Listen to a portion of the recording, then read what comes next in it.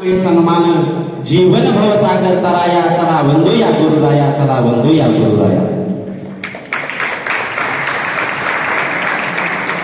आदरणीय व्यासपीठ आणि व्यासपीठावरती विराजमान असलेले जे काही प्रमुख पाहुणे आहेत त्यांना नंतर मान देऊन, त्यापूर्वी ज्यांच्या ज्यांच्या हातून ज्यांच्या ज्यांच्या विचारांनी आणि ज्यांचा वारसा या देशाला लाभला त्यांचा कदर करणं काळाची गरज आहे. म्हणून जगाला शांतीचा, करुणेचा, मानवतेचा संदेश देणारे महाकारुणी तथागत भगवान गौतम बुद्ध या महाराष्ट्राच्या मातीत सदाचाराच्या विचाराचं सिंचन पेरणारे जगद्गुरु राष्ट्रगुरु संत तुकाराम महाराज, जिच्या कुशीत या महाराष्ट्राचं मातृत्व आणि नेतृत्व घडलं अशा राजमाता राष्ट्रमाता जिजाऊ, स्वराज्य संस्थापक छत्रपती शिवाजी महाराज, स्वराज्याचे धाकलेधनी संभाजीराजे, आरक्षणाचे जनक राजश्री शाहू महाराज, युवकांचे प्रेरणास्थान स्वामी विवेकानंद,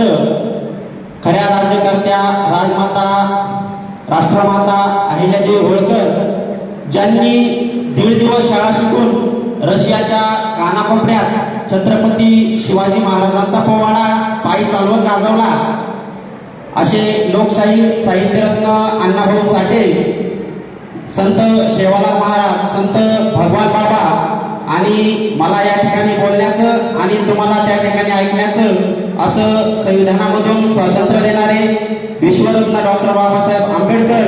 आणि आजचा दिवस आपण ज्यांच्यामुळे साजरा करतो ते सर्वपल्ली राधाकृष्णन.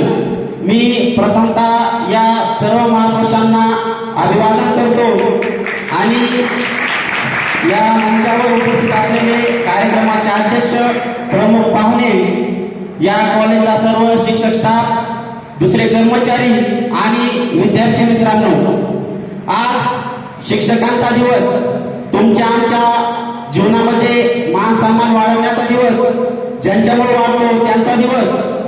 खरं तर सर्वपल्ली राधाकृष्णन यांच्या जयंतीनिमित्त हा साजरा केला जातो. तो दिवस म्हणजे शिक्षकांचा दिवस.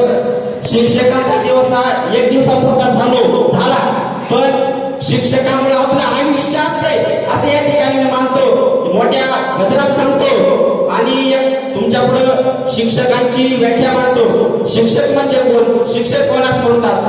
जो आईच्या स्तरावर जाऊन विद्यार्थ्याची गरज लक्षात घेऊन आपल्या स्वतःच्या मुलाला भविष्यात काय बनायचं यासाठी वर्गात जाऊन वर्गातल्या विद्यार्थ्याला स्वतःचा मुलगा समजून जो तन मन धनाने शिकवतो तोच खरा शिक्षक.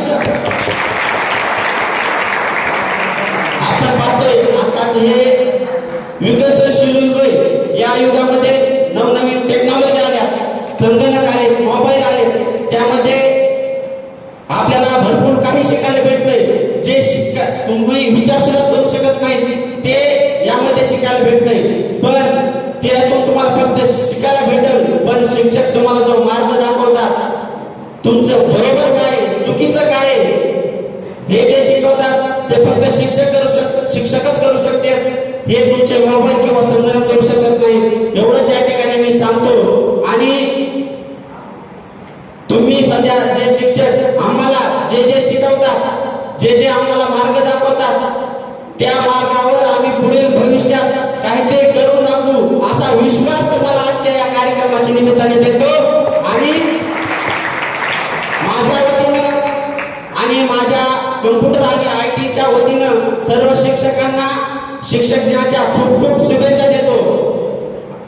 एवढंच या ठिकाणी सांगतो आणि मला या ठिकाणी या कार्यक्रमानिमित्त बोलण्याची संधी दिली